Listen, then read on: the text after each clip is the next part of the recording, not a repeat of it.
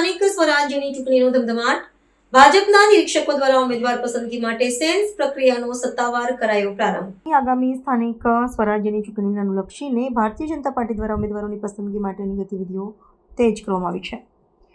આ શૃંખલામાં પક્ષ દ્વારા નિમવામાં આવેલા નિરીક્ષકોએ શહેરના વિવિધ વિસ્તારોમાં સત્તાવાર રીતે સેન્સ પ્રક્રિયા હાથ ધરી છે, જેના માધ્યમથી સંભવિત દાવેદારોને સ્થાનિક સક્રિય કાર્યકરોના મંતવ્યો અને રજૂઆતો સાંભળવામાં આવી રહી છે, જેથી સ્થાનિક સ્તરે યોગ્ય નેતૃત્વની વરણી કરી શકાય. પ્રદેશ નેતૃત્વ દ્વારા નિયુક્ત કરાયેલા નિરીક્ષકોની સમિતિમાં કતારગામના ધારાસભ્ય વિનોદભાઈ મોરડિયા, પૂર્વ પ્રદેશ મહામંત્રી સનમભાઈ પટેલ અને પૂર્વ પ્રદેશ આમંત્રિત સભ્ય કિરણબેન પટેલનો સમાવેશ થાય છે. આ નિરીક્ષકોએ વિશેષ રૂપે વોર્ડ નંબર 8, 9 અને 10ના દાવેદારોને રૂબરૂ સાંભળ્યા હતા. પ્રાપ્ત આંકડાકીય માહિતી અનુસાર માત્ર વોર્ડ નંબર 8માંથી જ વર્તમાન તેમજ પૂર્વ નગર સેવકો અને અન્ય આગેવાનો મળીને 58થી વધુ કાર્યકરોએ પોતાની પ્રબળ દાવેદારી નોંધાવીને રાજકીય ક્ષેત્રે ભારે ઉત્કંઠા જગાવી છે. આ વખતની ચૂંટણી પ્રક્રિયામાં પક્ષ દ્વારા એક નવો અને નોંધનીય નિયમ લાગુ કરવામાં આવ્યો છે, જે અંતર્ગત કોઈપણ એક ઈચ્છુક ઉમેદવાર પ્રથમ વખત મહત્તમ 3 વોર્ડમાંથી પોતાની દાવેદારી નોંધાવી શકશે. આ નવા અને લવચીક અભિગમને કારણે ઉમેદવારી માટેની આંતરિક સ્પર્ધા વધુ તીવ્ર બની છે અને કાર્યક્રમોમાં ભારે ઉત્સાહ જોવા મળી રહ્યો છે.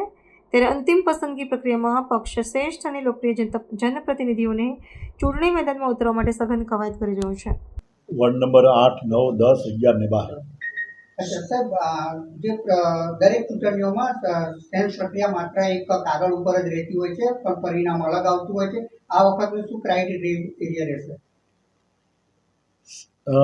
જે પ્રકારે પાર્ટી જે આયોજન કરતી હોય છે એ પ્રકારે દરેકના ઓપિનિયન લેવાના હોય ને સાંભળવાના હોય. દરેક કાર્યકર્તા પોતાનો વાત પોતાની ઉમેદવારી કરી શકે એ માટે હોય છે અને પાર્ટીને યોગ્ય લાગે અહીંથી કોઈ નક્કી નથી થતું, પરંતુ જે યોગ્ય લાગે એ નિર્ણય લેવાતો હોય છે.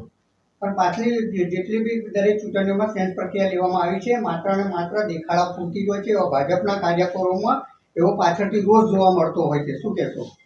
એવું કાંઈ હોતું નથી. સેન્સ પ્રક્રિયા એટલે સેન્સ પ્રક્રિયા છે, નિર્ણય અહીંથી નથી હોતો.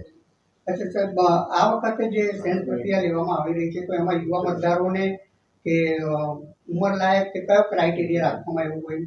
એવો અત્યારે કાંઈ ખ્યાલ નથી. અત્યારે ફક્ત ને ફક્ત સાંભળવાના છે.